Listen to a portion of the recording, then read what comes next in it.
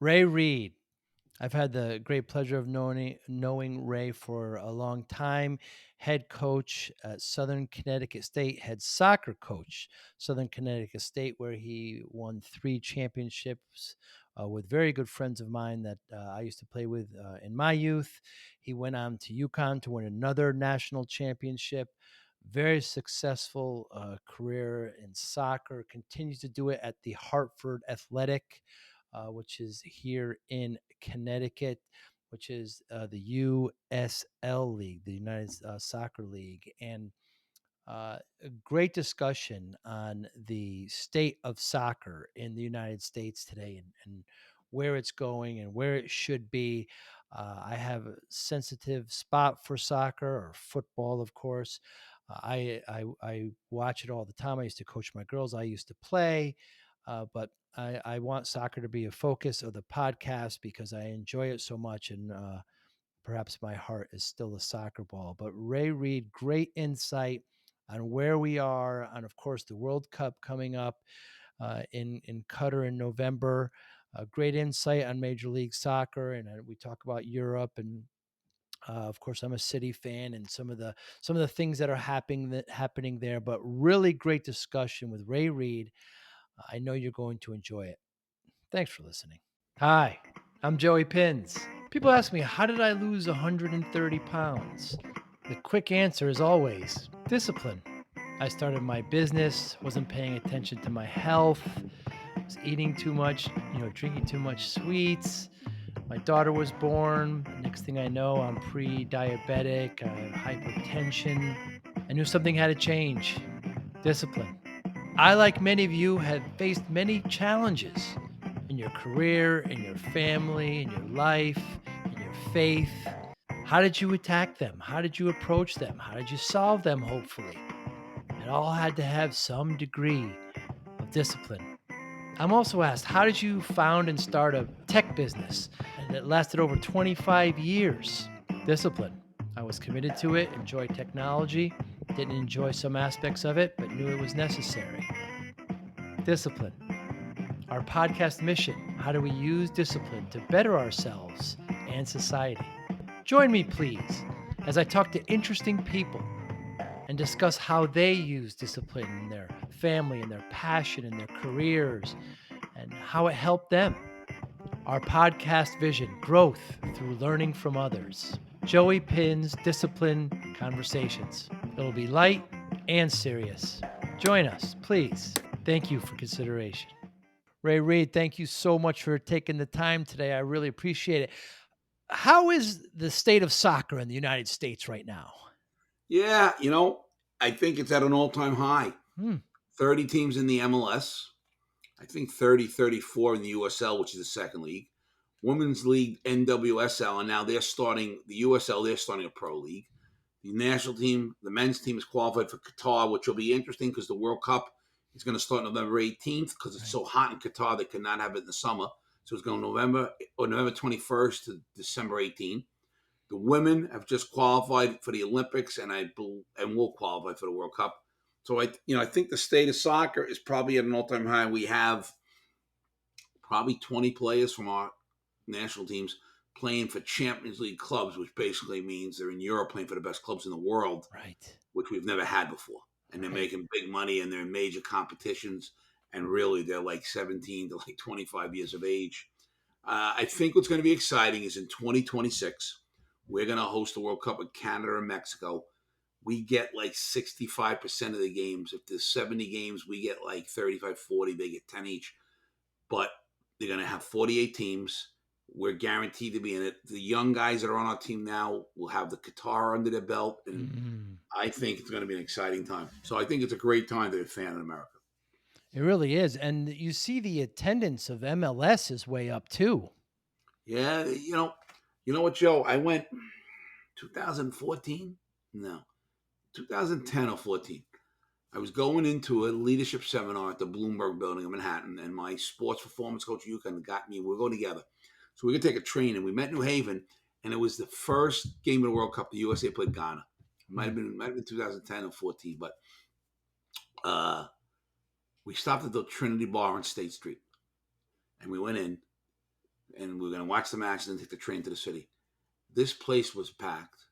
Everybody was in a national team shirt. And to be honest with you, you looked at them, you knew none of them had ever played, Wow. but they were so into the game. Then you started seeing the viewing parties around Kansas City, Chicago, outside.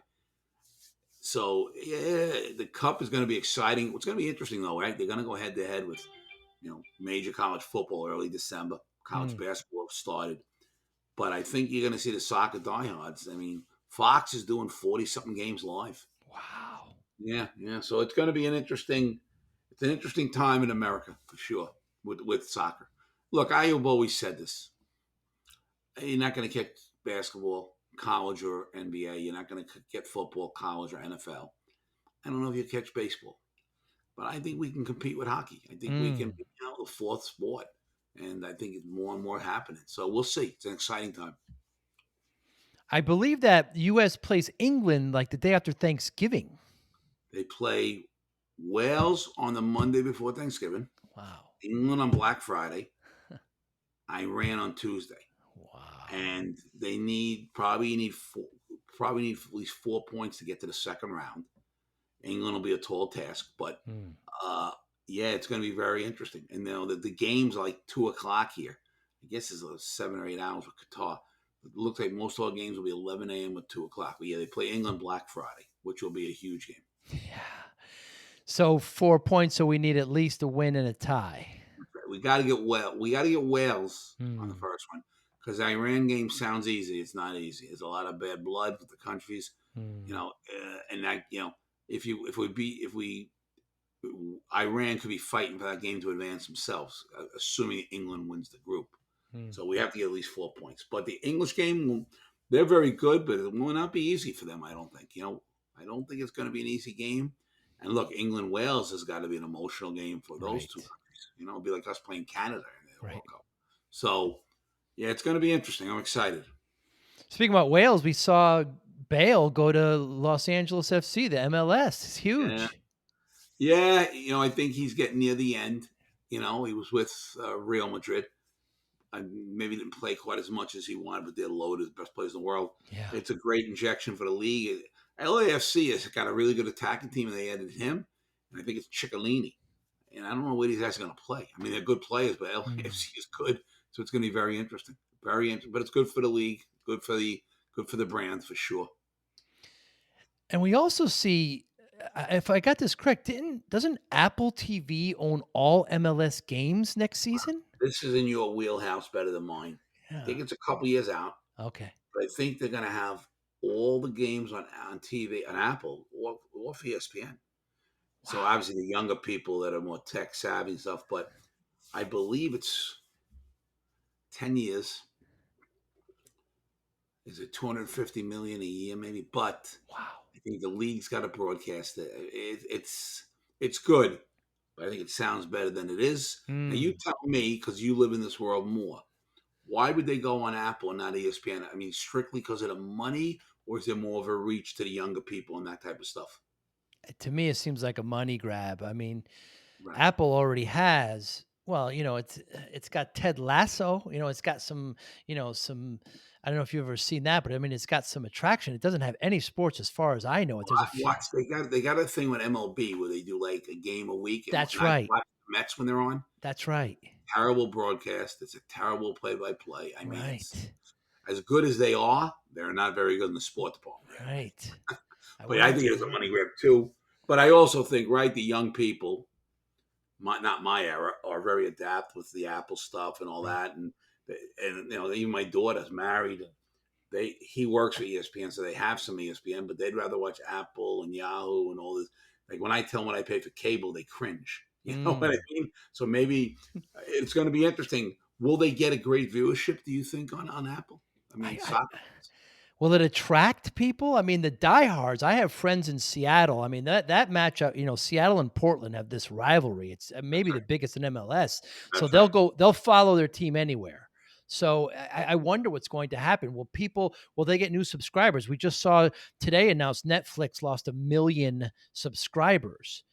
Why? Because of cost? Because of cost, what's happening. So they're going to actually offer a free version of Netflix with advertising.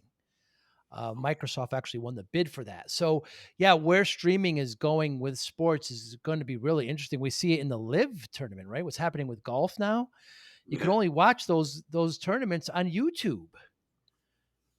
But It, again, this is more in your yeah, wheelhouse. Does yeah. that make sense for them? I don't know. Yeah. It's ultimately about the money. You know, I watch a lot of English Premier. My team is City, but I mean, I'll watch any match there. I think I don't know if you'll argue the best soccer in the world. I mean, just the way they do things, though, Ray, like the loaning of players. I don't understand this. Like teams can loan players to other teams. So let's say Man City signs Gary Cronin as a 19-year-old, paying him big money, but he's not ready to break in. Yeah, they may say to a team in the Premier League, a lower team, we're going to loan you him. We're going to pay for him. We'll pay a salary for the year, Wow. and he'll start and play for you guys and get the experience. So, oh no, they do. It could be a free loan where or they may charge you. Look, Harvard Athletic, we deal with the MLS teams. We work off loans. Where Really? some of the times the MLS team pays for the guy, housing, everything. We just get him games. It's a fantastic deal. But at the bigger clubs in the world, they're doing more of that. Yeah, they'll loan them out. Yeah, I don't think they do it for this reason, but I think sometimes they loan you out, and then if you're not going to make it with them after a year, they sell you to the club you're with because the club really likes you. You know. Now, Yeah. doesn't that take time away from one of your players? And what if he doesn't fit into the system? I mean, are you Now, obligated to play? if the MLS loans us somebody, it's usually pretty good. Ah, So they're going to play and they're going to make us better, and it doesn't affect our budget. I see. So it's almost since I got there, one of our goals for next year is to try to get 2 or 3 of these type guys, Wow. so we can stretch our money more on the remaining part of the roster. And look, they may only loan them. They may say, "Hey, Joe got hurt in preseason. We're going to let you have him until June 1st. For your first 13 games. So you play with us, we you fit, and that's okay too. I mean, to be honest with you, it's worldwide how they do it. Yeah, I was just reading today. Somebody went on a big time player. I think he went to Juventus on a free loan. And sometimes it's a free loan or a transfer fee. Like they don't trade you as much; they sell you. So if they sell you from City to Roma, the way that it works normally is Roma will pay City. They'll cut a deal together. They'll pay a fee. Then they'll negotiate with your agent to pay you. Roma will pay you what you're Wow. worth. Yeah, it's a different type mentality. There's no trading. I've never heard Man City trades a guy to Everton. They don't do that. Uh, because here in America, I could never see an NFL, a Major League Baseball team loan a player. Well, they also got minor leagues though, right? They got all the Right. minor league teams. So like you're now DeGrom for the Mets, right? He's going to pitch down with AAA for a game or two, so they Mm, don't have to loan him. You know what I mean? Because they have so many opportunities. Basketball has the G League. NFL right. doesn't. NFL just has a taxi squad, and hockey Yeah. has the AHL. Right. So and the MLS now works with the USL a little bit. I think there's a competition, but I do think the MLS sees there are some good windows to go down to send guys to the USL to get games in the right environment, Hmm. and that's what hoping we created Harvard Athletic. We want to create an environment where the MLS guys want to send their guys to us. We're the first call. Now, you mentioned you're at Harvard. Do you have a direct relationship with New England and the two teams in New York? Is it Now, geographic? our owner, Bruce Mandel, is good friends with Kurt Analfo, the technical director. I know Kurt well. I'm good friends with Bruce Arena, the head coach. And And just by geographics, we're trying to work with them. We're also trying to work more with NYCFC and Red Bull. But we'll take any club, but we're trying to do more with the local clubs, yeah. And in your league, the USL, well, there's no delegation, right? It's not teams won't migrate up to No, MLS no. and they won't, You win the league, you stay in the league. you That's right. stay in the There's league. no the only time we play with them is the U.S. Soccer Federation runs a thing called the Open Cup. Any team can enter. I mean, college teams don't, but amateur team, a club team. Like if there was a Hartford Portuguese men's team, they can enter. Wow. Early on, the MLS gets some buys, but eventually, we played Red Bull in like the third round at Wow. our place. We got 6,000, which is good. It's extra revenue for the club. Yeah. In the first half, they took us to it. They're up 2-0. We came back and scored. and we had chances, and they beat us 2-1. They were better than us. But it was a great opportunity. Now, a couple of USL teams have knocked off a couple of those teams are like in the quarterfinals now. Wow. Again, the nature of the sport. You Right. get a goal. It's not like baseball or football, where you can score 15 runs or 40 points. You get a goal or two. You got good goalkeeping. Your goal gets smaller in the opponent, especially when you're beating a giant. So Right. that happened. So there is that way you can play, but there's no promotion and relegation. Can you imagine the NFL if it had, delegation? There'd be riots in this country, wouldn't You imagine there? the last game in January, Tampa Bay without Brady playing New Orleans, and the loser goes to the second league. Can you Can you imagine? imagine? Can you imagine the money that is lost going from the Yeah. NFL to like a sub league? But that the owners don't want no part of that. You know what I mean? No, The owners want no part of that because they'd rather get their butts kicked than still get their TV money. that's the thing. Yeah, so we have it so the worst place team, the team that does the worst in the NBA and the NFL, they get the first draft That's right, to make the team better. to make the team better. Now, there's no draft system over there in Europe, correct? So I think you cannot sign a kid till he's 16. Wow. But if Liverpool goes to Ghana and finds a 16-year-old, yeah, they sign him. They deal with his agent. They sign him. They bring him over to develop him. And then sometimes at 20, they're like, he's good but not good enough, and that's when they sell him to Southampton, and they get paid for the 4 years of development. Southampton pays a fee, and then Southampton deals with the kid's agent to pay the kid. So it's a different bartering system. But they Different have barter. and they have academies where they actually have school within. It's I guess our equivalent of universities here, right? Well, Where they what they do is they have, and we're starting this now slowly, but yeah, all the big clubs have an under 10, 12, 14, 16, 18, 19, under 23 team. So wow. they're always moving up to try to make the pro club. And they get to a certain point, and if they're not going to make the pro club, they might go to college, or the club may try to move them somewhere to help them. But yeah, the hope of the club is that certain guys move up Hmm. and they get guys for free into the first team who become big time players, but they've developed, they've paid for them to be coached and fed, but they haven't had to buy them. You know what I mean? Or they get to a point that he's good but not good enough, and then they sell him to another club who's not a big time club, but that he's going to be a big player at. Mm, Yeah, it's a whole. We're trying to start the academy with Harvard Athletic to do the same thing, to really? build kids and get kids into our first team, or to get kids from other academies to come play for our 19s or 17s. And then if they're on our academy, they can play with our first team. If they're not in college yet, they can play in games with our first team. They don't professionalize themselves. Wow. Once they go to college, they can't do it. But they can play. If you have a very good 17-year-old who comes up to the club, we can use him until he goes to college. Once he starts college, he can train with us, can't play games.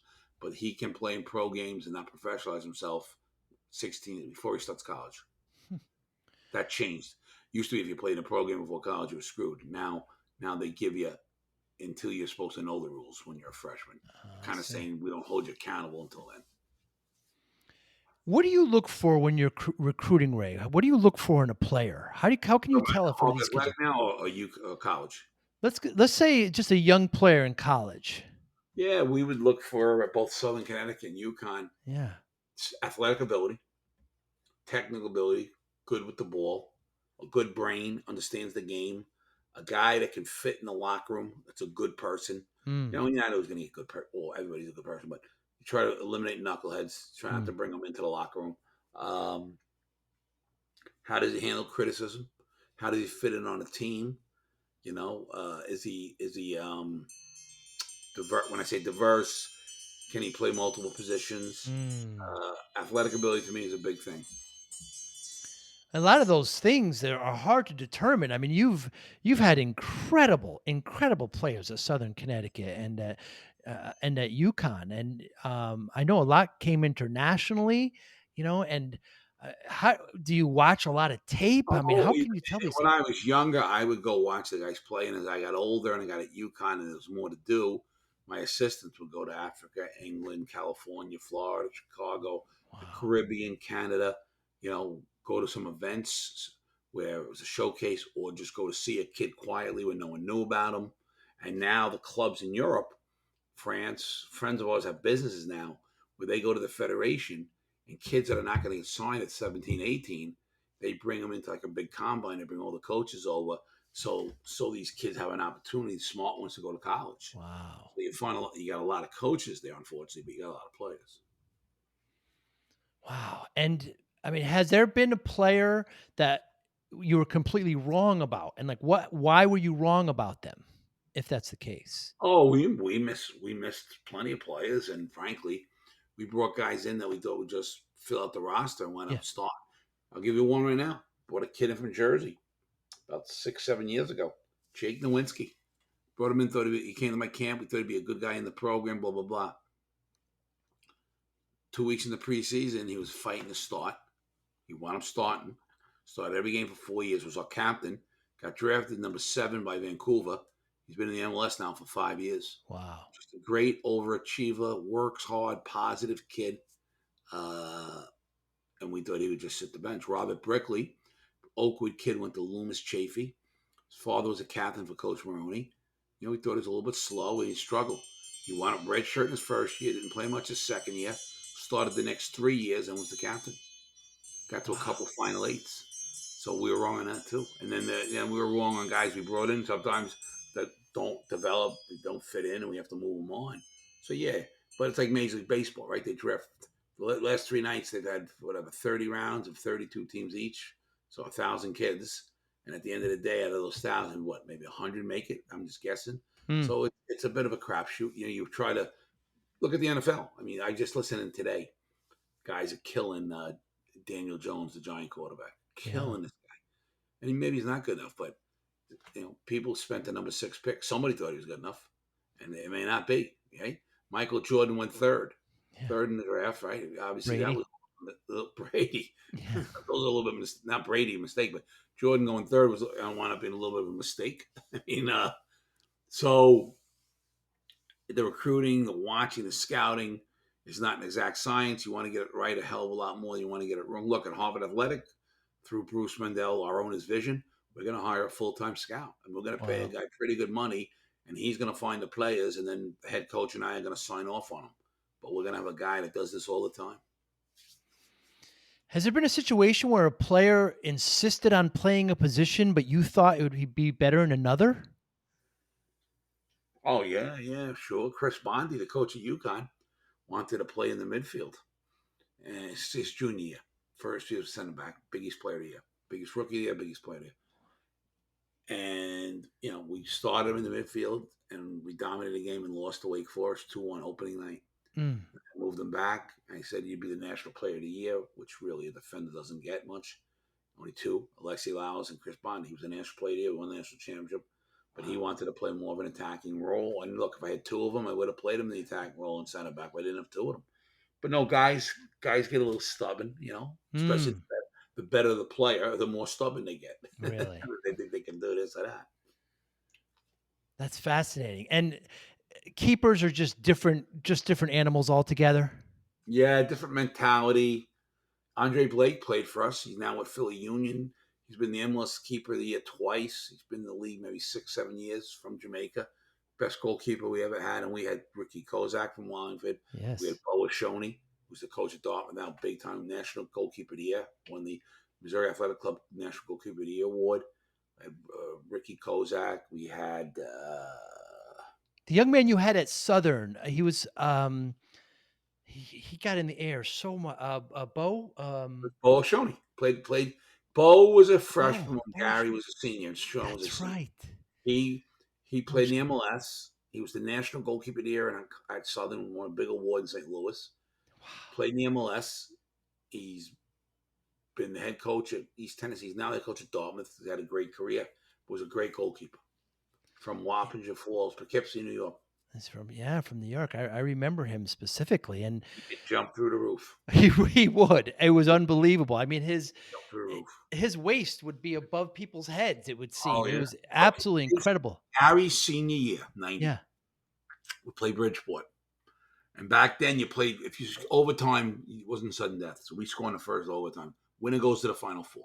Like 6,000 people at Southern, and Bridgeport was good. I think I was so there's like a minute to go, and they get a corner kick. I heard this after the game.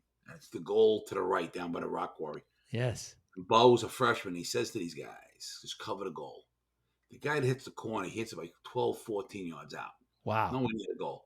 Bo goes out like he's getting a rebound. Goes up and catches it. Then has the wherewithal. It was like a minute to go, and everybody's forward for Bridgewater, including their goalie. He throws the ball down the field, and enough that it doesn't go out of bounds, but enough that it kills the game and rolls away. He had an unbelievable savvy, confidence for a freshman. But yeah, and this one was like he went up for a rebound. I mean, he went up for a rebound. 14. He should have never went for the ball in a million years, but his confidence in the ability to get the ball, Yes. jump, and he ended the game for us. We went 2-1, went to the Final Four, we were undefeated, and we won the thing. Gary senior, Shawnee senior. We won the thing. We were 22-0-1, and we had about 8. We had a great team. We had about 8 or 9 goals, and I mean the team, but also Bud was a big part of that. So goalkeeping is a big. Raheem Hancock played for me at UConn. He was a captain of the under-17 national team. He was the goalkeeper from Delaware. He was the goalkeeper when we won the national championship in 2000. Andre Blake, Josh Ford from Syracuse. Adam Sherman was the under-17 national team coach. He came in after Brahim. And then at Southern, we had Mike Cashman for a year, Bo for 4, and Ricky Kozak from Wallingford, who played for the under-20s in the World Cup. We had him for 3 years. Great goalkeeper. Ricky was short now. Ricky was shorter than Sean Stoic. Right. But an unbelievable shot stopper. Yes, he's a good shot. Yeah, I remember you said that was your quote. Yeah, the shot stopper. But I remember even Bo, even on penalty kicks, he wouldn't guess. He would kind of see the way they're set up, and he would. I was just in complete. Unbelievable athlete. Unbelievable athlete. Just a great athlete. Yeah. Freak great athlete. I watched him play hoops a little bit when he was at Southern, and again, I mean, he wasn't a player for UConn, but he was a very good basketball player. Right. Athletic as hell. And you keep on mentioning Gary Cronin, of course, Sean Stoic from Wallingford, where I'm from. I've played with those two gentlemen many times. And of course, we need to mention, John DeBrito, of course, I played against many times. Rest in peace. Another wonderful player from Connecticut who played with you at Southern with championships. Great player. Played MLS, All-American, 2 national championships at all places. Captain, better person than he was a player, and he was a brilliant player. Taken way too early. We did a benefit dinner for him. Gary and Sean were heavily involved. We did it on May 12th, the Thursday night. Raised about $100,000 to start a scholarship in his name at Southern. Great young man. Came in as a freshman with Gary. He was left back. Gary was right back. They played 4 years together. Johnny was from Waterbury. Played for Cana Tech and Waterbury Portuguese. Fantastic, and a great basketball player too. I mean, he hosted Bo on his official visit, and they were very close. They played only a year together, obviously, because John graduated. But Johnny was a great hoop player too, man. Great hoop player. And his brother Pedro, who played at UConn, was a national player of the year at UConn in 1981. They won the championship. He may have been the best guy for me that I've seen. The best guy to come out of the state of Connecticut was Pedro DeBrito. Fantastic player. Fantastic player. Now you were a player at UConn under Bob DeCranian, of course. Played at Southern. I'm sorry, at Southern. Right. Yeah, played Southern. 80, 81, and 82 at Southern. Yeah. And then you quickly became assistant coach where you won your first championship, I believe. You know what? My senior year was December of 82. We played FIU for the national championship. They beat us 2-1, last game of the year, final, and they were better than us. And I was so irate because I really wanted to win. And I walked off after the game, and I talked to Coach, and he said to me, why don't you help us? Why don't you get involved coaching? And I wound up staying. I had my undergraduate in economics. I got my master's in economics. I really enjoyed it. I wound up getting a second degree, a master's in phys ed, because back then you needed it to get a job coaching. I wound up staying as coach's assistant for 6 years. Then he retired, and I took over in 89. I was the head coach there for 8 years. And then I got hired at UConn basically Christmas of 96. And I was at UConn until I retired last December, 8 months ago, whatever, 7, 8 months ago. Now, Southern, you had 3 championships as head coach, correct? Yeah, 90, 92, and 95. 94, we were undefeated. We lost on penalties to Tampa in the semis, and they wound up winning it. 96, maybe one of our best teams ever. The 96 team was loaded. We were undefeated. They played this is my last game. They played the semifinals in Grand Canyon in Arizona because they never had it out there, and they played it in the outfield of a softball field with no lights. So Really? we played at 11 a.m. and the other semi was at 2 because they were afraid of overtime with the darkness. Chris Hauser was our center back with Mike Pecky. Chris Hauser got colitis on Monday. He lost 30 pounds, couldn't play. We Wow. played Oakland, Michigan in our tournament regular season. Beat them 6-0. They got a goal early and beat us 1-0 in the semis. Ah. One loss. That was it. And then Grand Canyon beat Oakland in the final 2 days later. But that was the one we should have got the fourth and back to back, and we didn't. But 90, 92, and 95, yeah. Very fortunate. Great players there, and I mean great players, and great assistant coaches. John Dealey, George Kiefer, Brian Quinn, Jimmy O'Brien, Dave Smart, all fantastic assistant coaches that helped, and Coach the Cranian stayed involved the whole time too. Right. I remember there's I think his name was Henrik, was like a Swedish gentleman. It was a Henrik Sloppman. That's right. And Booth, there was an Nicky English. Booth. Nicky Yeah. Booth lived in Guilford, does a lot of coaching, still is doing great. Great player, was the captain. Won it in 90 as a sophomore starter, was a captain of the 92 team that won it, was Nicky. Tough as nails. Yes. You know, the guy was a tremendous midfield player and tough as nails. Just a wonderful young man. Blessed with such great players. And then you were at UConn and taking over from Joe Marone. I just remember, as a kid, we always knew he broke all the clipboards and it was tough to, You got a good memory. yeah, it was tough to play. The stadium was named after him. I mean, everybody, he had a reputation of, kind of militant and short tempered and He is it's very, very tough to take over for somebody like that. he is tough. He is tough. He passed away about 2 years ago. Yeah, he was a legend though, and I was very very fortunate to get the job. And we tried to pay Coach Marone the respect he deserved. Tough guy, disciplined guy, militaristic guy. But did a great job building the UConn brand. And then, so you won one national championship, but you came close so many times. Coach of the Year honors as well, Ray. Very distinguished. And we were lucky. Had great players, had great assistants. Uh, would have loved to get the second one. Maybe our best team ever, 2007. I mean, really good team. Won the Big East regular season, won the Big East tournament. Had it all. Played Virginia Tech at Maroney Field in the quarterfinals to get to the Final Four. And it was cold during the week. Then Saturday, we got a couple inches of snow. We tried to clear the field. Played Sunday. Tried to clear the field. And then I got warm. And it was built on a swamp. It turned into a mud bowl. Oh. Couldn't play. And they got a goal to beat us 1-0, Virginia Tech. And then like a year later, they were disqualified. The whole team was ineligible. Nobody was able to play college soccer. And how about this? The Final Four was Virginia Tech, Wake, who wound up winning it, us, and UMass. UMass got in. We would have gotten to the finals with Wake, and it would have been a great game because Wake was good too. But we were very good, but we couldn't get past Virginia Tech, and then Virginia Tech wound up forfeiting the whole thing about a year later. What happened to them? I didn't hear about this. He had a lot of grad students for 1 year, English guys, foreigners, and none of them were eligible to play. And they were tough. They were tough as nails, but it's not like they go back and let us go to the final. This was a year or two later.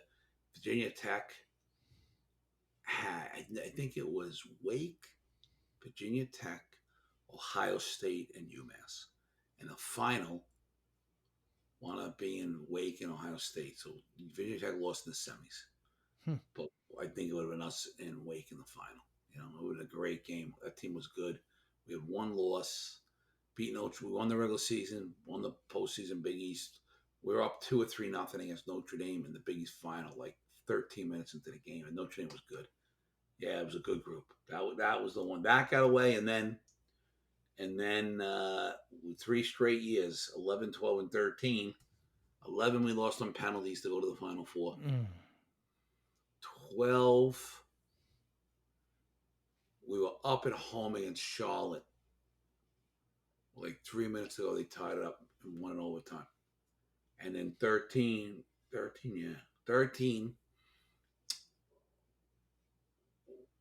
we got in and we played Quinnipiac in the first round at our place and beat them 2-1 on a Thursday. UMBC was like 18-1, but hadn't played a great schedule. So they were in the RPI. They were like second. The Wow. committee put them 16th. So they got a bye. 16 teams got a bye, and they had a. We went there. The winner of us and UMBC went there, and it was the coldest night I've ever played. And we beat them on penalties. 2-2 tie. We beat them. From there, we went to UCLA. UCLA was the 1 seed, and we were like 17 seed, and we beat UCLA on penalties. 3-3 tie. Beat them on penalties. Wow. Well, we didn't get back till Monday night. And we flew Wednesday to UVA to get to the Final Four. And it was 1-1 with like 3 minutes to go. And they beat us. We were exhausted. We had injuries. But that team was good. Our team was good. Those three teams, 11, 12, and 13, all lost. Heartbreaking. Oh, the one team was the 12 team. No joke. We played Creighton to get to the Final Four. And this game was like a half-court scrimmage. We were all over them. They get out on the counter, and in midfield, I go to clear it, and it hits your knee, and bounces to a guy, goes on a breakaway. He goes in, he hits the post, it comes across, it hits the other post, and goes in. I look at the clock. There's a minute 20 to go, a minute 30 to go. There's 90 seconds to go. 1-0 Creighton. This is no joke. Off the kickoff, we get in their box, and I'm telling you, for like 70 seconds, we're in the box. They make a save. They pull it off the line. They can't clear it. Another save hits the ball, comes down. We could not get it. They beat us 1-0 and got to the Final Four in a game that we could not have kicked their ass any worse than we did. And we couldn't finish. So we had a little bit of bad luck on a 3-year run. Any of those teams could have won the whole thing, you know. And I've always said this from at Southern: the hardest game to win is the quarterfinal game, to get to the Final Four. Really? That is the most pressure, because when you get to the Final Four, you want to win it. You're playing with house money. You made the Final Four, you know. Right. So yeah, but we had great teams. We had great players. John Dealey was with me my whole career. Great coach. Georgie Keefe, who's at NC State now. Bobby Muse, the head coach at Wake now. Paul McDonough, who's been built Orlando City, Atlanta, and Miami MLS. Brilliant personnel, general manager, putting teams together. Outstanding. Tim O'Donoghue, who's the head coach at Navy now. I've been blessed. I've had great staffs. Great staffs. Now, do you always keep with the same formation? I believe at Southern, you were playing 4-3-3? Yeah, 4-5-1. But yeah, 4-5-1. 4-4-5-1 defensively, 4-3-3 attacking. We played that more times than not. You know, 4-4-2 or 4-4-5-1. You know, and we tried to recruit players that fit that system. So anybody listening, that's 4 defenders in the back, 4 midfielders, and then 2 up front. But so that's my question. Did the players make the formation, or do you have the formation then you fit the players in? No, we try to recruit the right guys for the formation. You know, and Mm. if we didn't have it, we tweak it a little bit. But we always tried to recruit the best players and then make it work more than, okay, we need this guy for the formation. If we had 3 strikers for some reason and we only played 2, we'd take the third striker. It was big time, and we'd try to make it work. And so now you've gone to the Hartford Athletic. You're interim coach now. There was an issue. So what happened is the owner and the head coach contacted me March, and I met with him a few times about being an assistant coach. And I said to the owner, I don't want to be an assistant coach. And when I said it, I didn't mean that I want to be the head coach. I didn't want to. I said, if I become the assistant coach here and you fire this guy, I'm going to be the head coach, and I don't want to do this.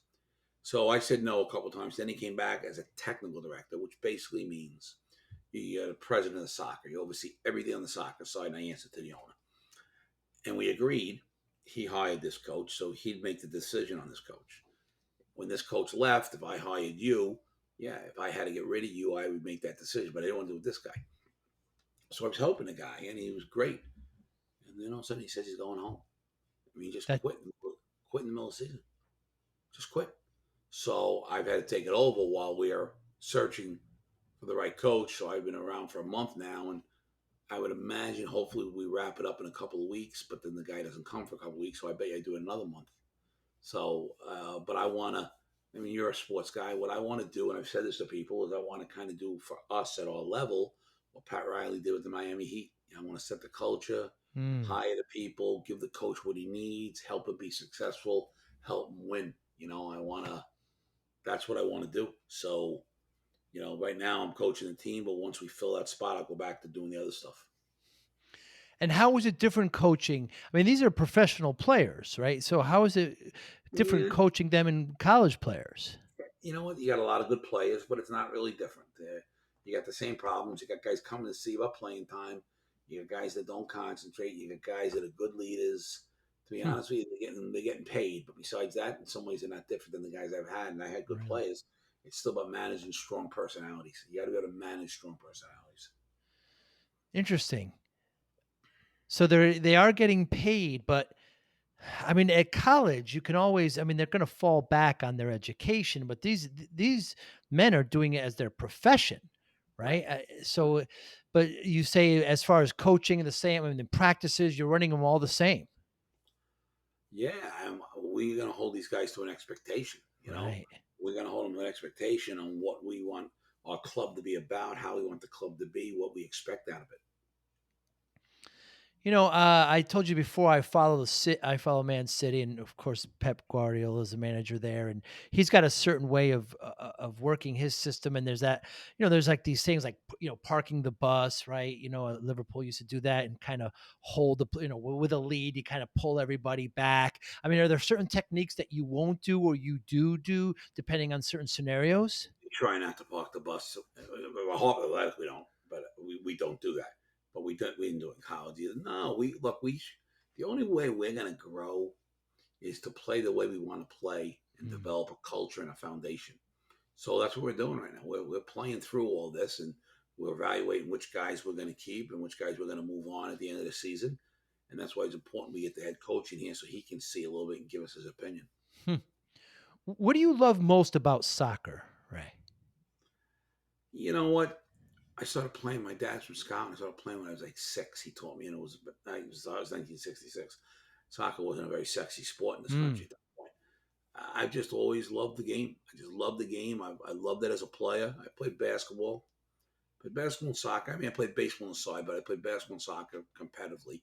And I was in a town where basketball was very good. We won the state championship in New York like 3 times in hmm. 5 years. So, yeah. So I played in junior high. I played in 10th grade. I wasn't good in 11th and 12th. I mean, we had the Division III National Player of the Year. We had a couple of guys go to the NBA. Wow. So I mean, but we would go play hoops all the time. But I just played soccer all the time as a kid, and we had the town was a bit of a melting pot. So you had a Greek friend who came from Greece. You had Italians. You had guys that had a little soccer in their blood. So we played all the time. Hmm.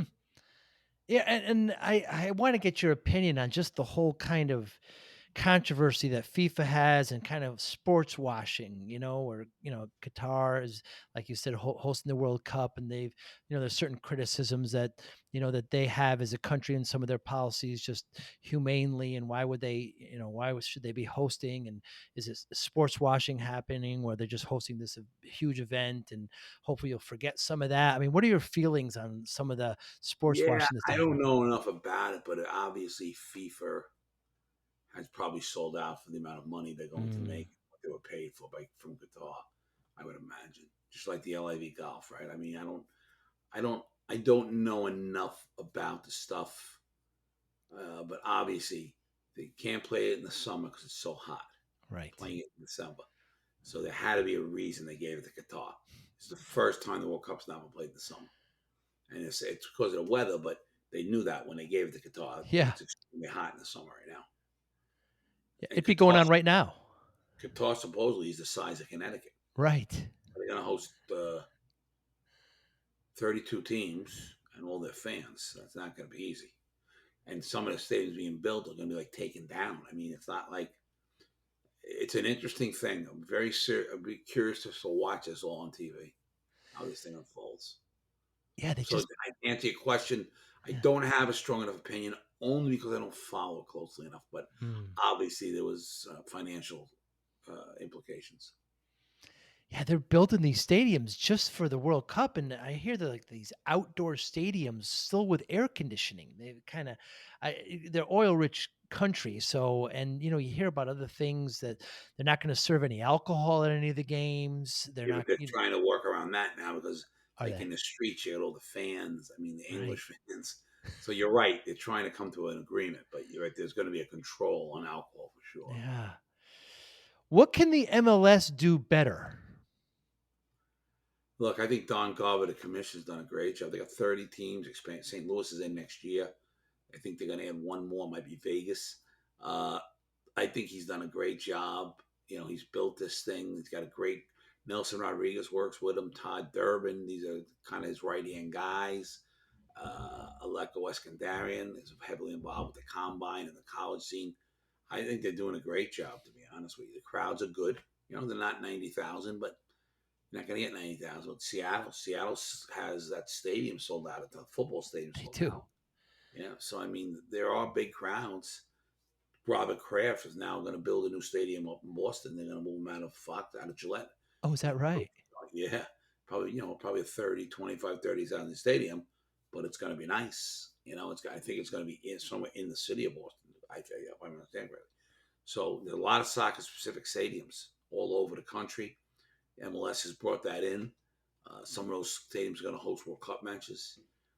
Boston's going to host it. Yeah. Red Bull, MetLife will Yep. host it. Philadelphia. Philadelphia. I would imagine Chicago. Miami. Yeah, L.A. Texas, LA, Dallas, Jerry Houston, Jones. I believe. Jerry Jones. Yep. SoFi, where the Rams play. Where That's Super right, where Bowl the was. Rams play. Jerry Jones's place. In Dallas. Yeah. Dallas. Miami, like you said. Yeah, Miami. I think the only, if I'm not mistaken, I think St. Louis got it in the in the Midwest.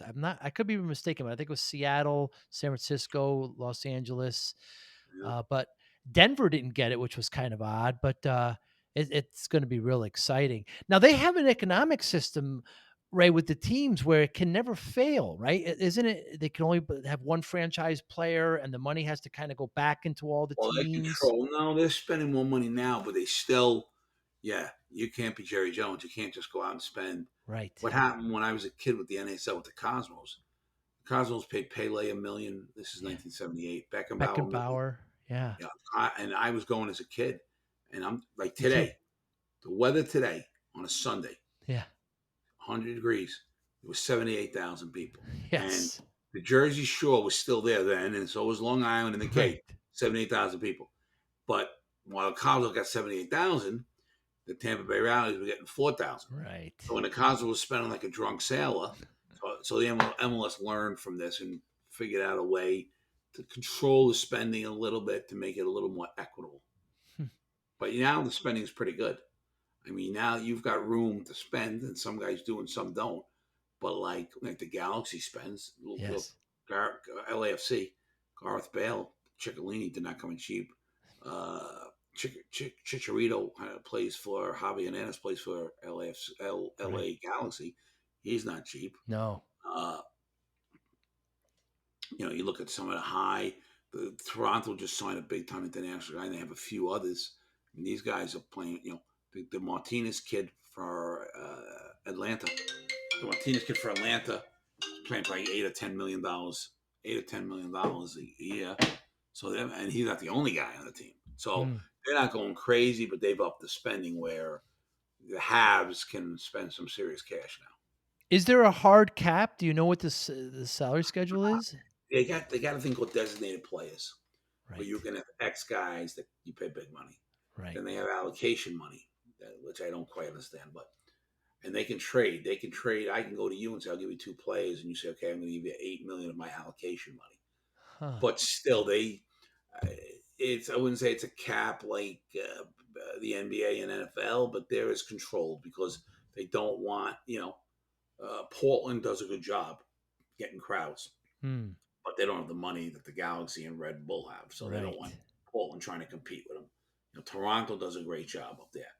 Vancouver and Montreal don't have the money Toronto has. Toronto is owned by, I think they're owned by Maple Leaf Sports, by the guy who owns Maple Leafs. Yeah. So a friend of mine's the president up there. So they're spending, and they had to put all kinds of money into their stadium to get the bid for 2026 for Toronto. So they're spending big money. Vancouver and Montreal are not spending the same money.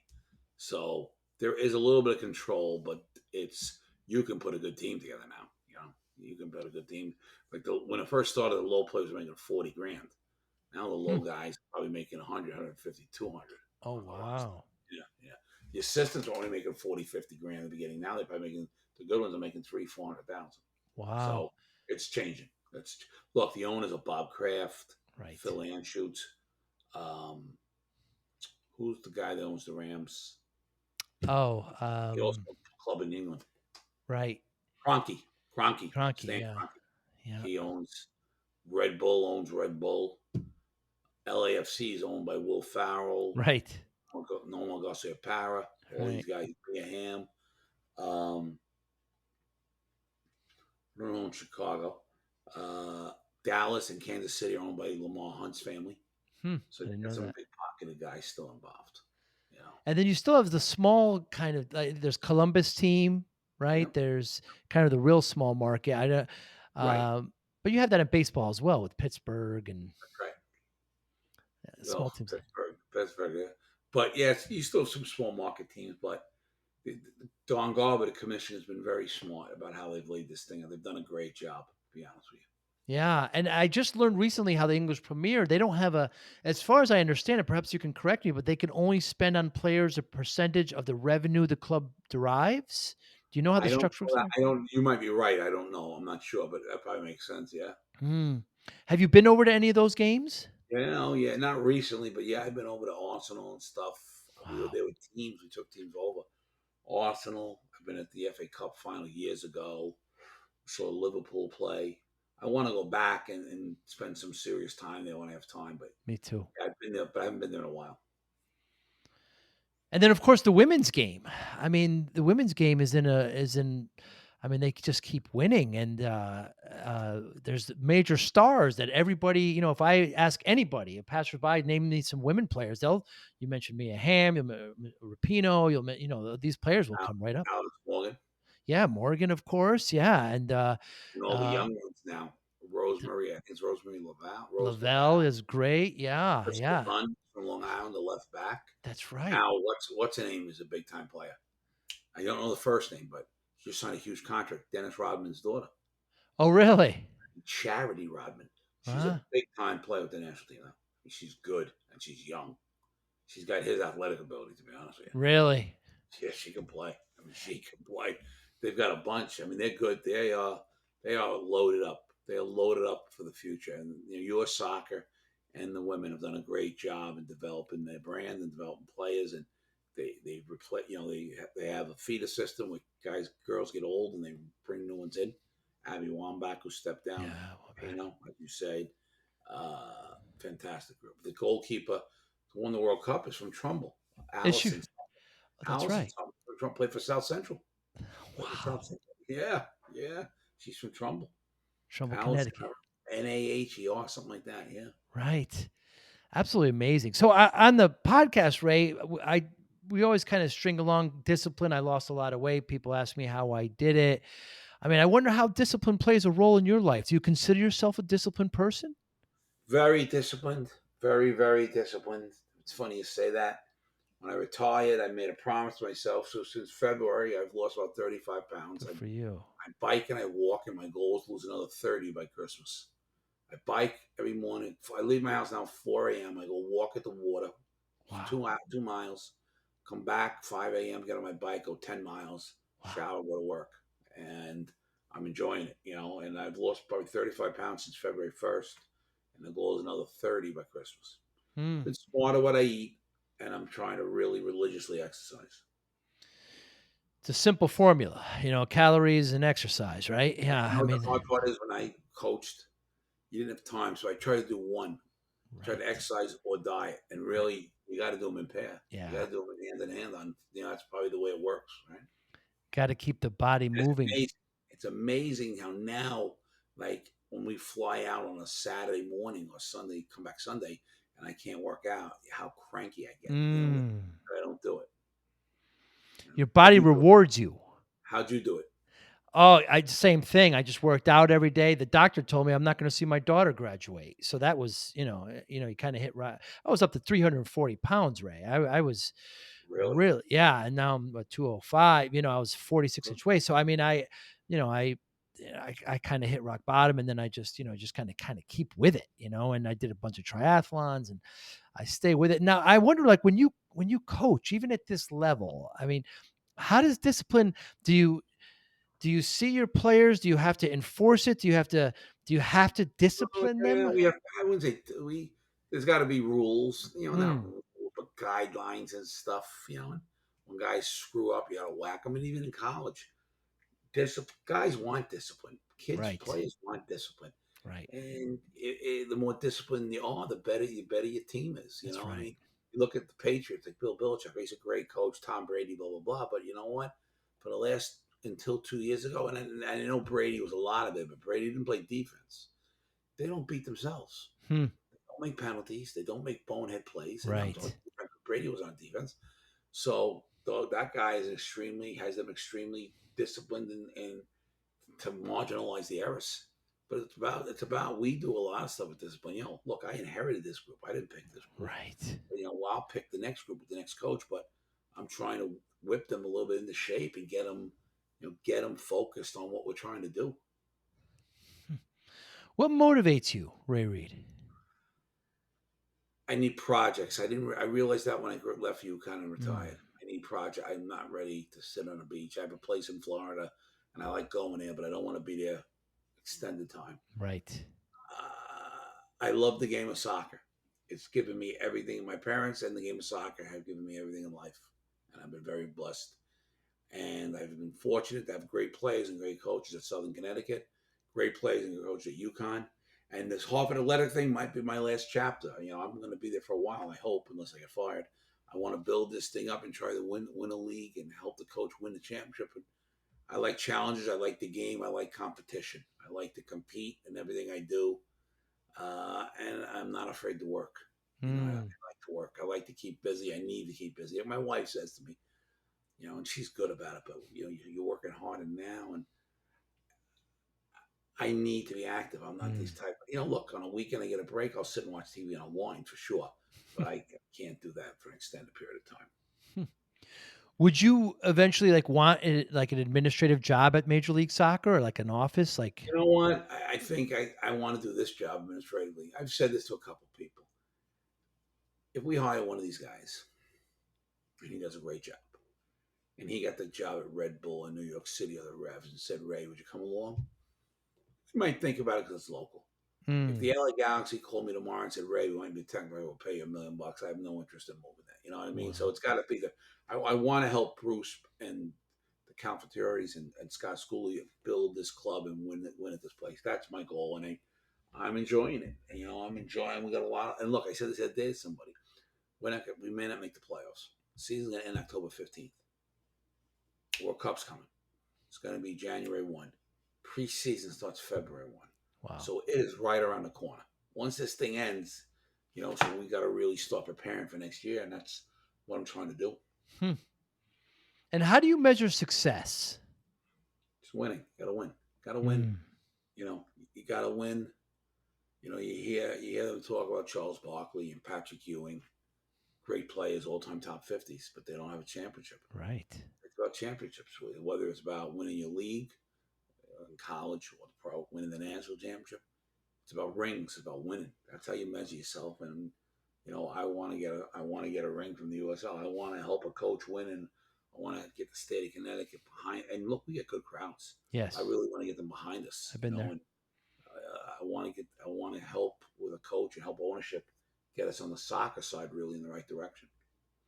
I mean, is it frustrating? I mean, you're coaching, you're managing, and then you can't control what they do. I mean, is it frustrating being there on the sideline, and if they mess up? I mean, yeah, it seems like winning is partly your responsibility and your control, but most of it is not. Does that get frustrating? No, it's how you prepare the team. It's, Mm, how you train them. And yeah, it's frustrating because like football and basketball, you call a timeout, right? You talk to the guys. right. There's no timeouts. In But soccer, that's the beauty of the game. It's free flowing. right. It's a player's game. We do our job in practice. We do our job preparing them as a coach. But then it's a player's game, and players got to sort it and solve the problems. Look, when the Lakers are real good, right? They'd be in critical games, and somebody go on a 10-0 run against him, and Phil Jackson just sit there with his legs crossed. He refused to call a timeout because he want now when you have Kobe or Michael, you can do this. But he wanted these guys to solve the problem, not him. To pay him later on. And he's right. In our sport, you have to decide. We give them pregame, we give them halftime, we talk during the week. But when the game starts, they got to deal with it. What soccer coaches, managers do you look up to? I loved Alex Ferguson. Loved Drew Serena.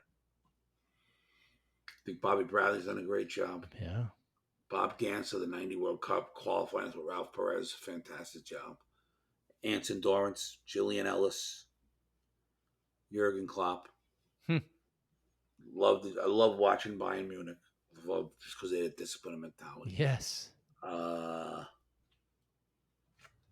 One of our guys played with Gary in '88. Juan Osorio transferred from New Haven, played a year for us. Great player. He's managed the Mexican World Cup team. Wow. He was at Man United with Ferguson as a sports performance coach. Wow. He's now coaching a top club team in South America. He was I think he coached Red Bull. He was a finalist for LA Galaxy or FC. And this guy played for a Colombian guy, played for us at Southern. So I try to follow him when I can as well. Absolutely amazing, Ray. Absolute inspiration. I love talking. One last question: the term soccer and football. Do you have a preference there? Do you? Some I call people it more football now. I've called it soccer all along, but I call it football. Yeah, it's really It's football everywhere else in the world, right. except for the NFL. Except for here, yeah. Ray, thanks so much for your time. I really, really appreciate it. I love catching back up to you. I haven't seen you in so long. I appreciate your time today answering and having this great conversation with me. I look forward to continuing the conversation and having a beer with you soon face to face. Joe, my pleasure. Thanks for having me on. I'm real proud. I remember when you were a student at Southern, and you've fantastic. Thank you so much, Ray. We'll talk soon. You be well. Thank you for listening and or viewing Joey Pinz Discipline Conversations. Please share this episode with one or two of your friends who you think may benefit from the episode. Our website, www.joeypinz.com. There you'll find lots of resources and you could join our mailing list. Please follow us on all our social media, Instagram, Twitter, and Facebook. Podcast information, the video version of our podcast is on YouTube. Please subscribe. Audio is on all major podcasting platforms. Please follow them. And if you like it, please consider giving 5-star rating. Would really appreciate that. Would you like to financially support the podcast? You can go to our Patreon site. Consider $5, $10, or $20 a month. There's all kind of plans that we have there. There's like a one-time payment. What is this podcast episode worth to you? $25, $50, $100, $500, $1,000, $5,000. You be the judge. You can go to our PayPal account to do that as well. Thank you again for listening or watching Joey Pinz Discipline Conversations.